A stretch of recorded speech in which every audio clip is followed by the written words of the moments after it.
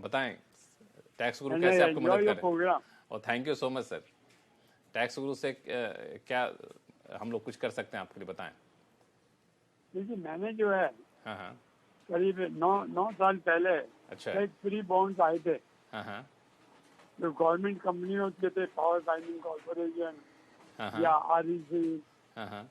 तो अभी मैंने जो है अप्रैल के अंदर वो बॉन्ड बेचे हैं ठीक है। और मिनिमम बॉन्ड के बेचने पर 2 लाख रुपए का लॉन्ग टर्म कैपिटल गेन हुआ। 2 लाख रुपए का, ठीक है। और इस गेन पे कितना टैक्स मिलेगा इस फाइनेंशियल ईयर में बढ़ना है।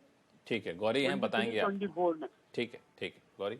ठीक है, देखिए जो आपका टैक्स फ्री बॉन्ड है तो उस पे जो इंटरेस्ट आपका आया होगा वो तो आपका एग्जेम्प्ट होगा, उस पे आपने कोई टैक्स नहीं दिया होगा। अब आपको इस पे लॉन्ग टर्म कैपिटल गेन हुआ है 2 लाख रुपए का, तो इस पे आपको टैक्स देना होगा। ये आपका एक तरह से डेट की तरह ट्रीट होगा। तो इसमें आप जो डेट की कैलकुलेशन होती है उस हिसाब से कैलकुलेशन करके आप 20% का जो टैक्स है वो देंगे। तो 20% का आपको टैक्स देना होगा, डेट की तरह इसका कैलकुलेशन करेंगे। नितिन जी, आपकी दुविधा दूर हो गई? हाँ, इसका मतलब it will be treated as a share only. ये डेट की तरह होगा, शेयर नहीं, इक्विटी नहीं, डेट की तरह ट्रीट होगा। अच्छा, डेट की तरह ट्रीटमेंट इसका दिया जाएगा, उसके आधार पर आपको जो है सो टैक्स का कैलकुलेशन होगा।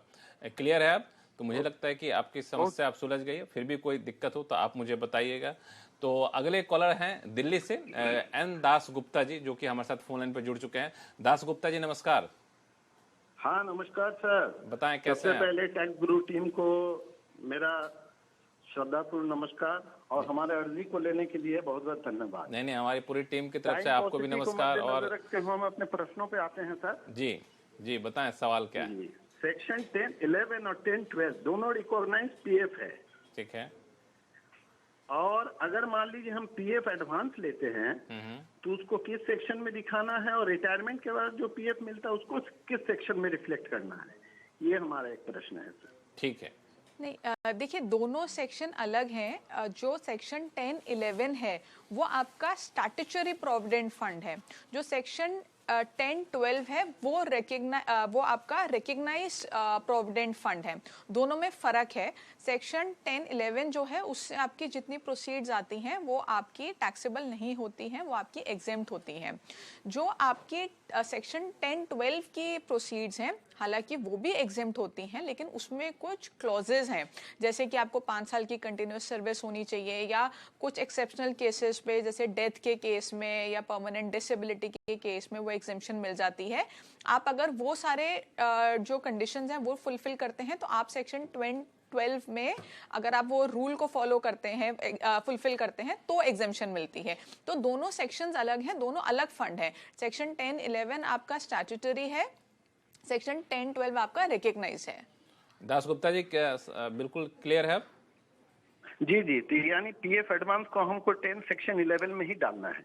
नहीं, देखिए वो डिपेंड करता है आपका स्टैट्यूटरी प्रोविडेंट फंड से आ रहा है या रिकग्नाइज्ड प्रोविडेंट फंड से आ रहा है। तो पहले आप ये देखिए वो कौन से प्रोविडेंट फंड से आ रहा है, उस पर डिपेंड करेगा। खाली एडवांस से कोई मतलब नहीं है। किस प्रोविडेंट फंड में रखा जाएगा मैडम? हाँ जी, क्या PSU के जो एम्प्लॉई हैं वो कौन सा प्रोविडेंट फंड PF कटता है उनका?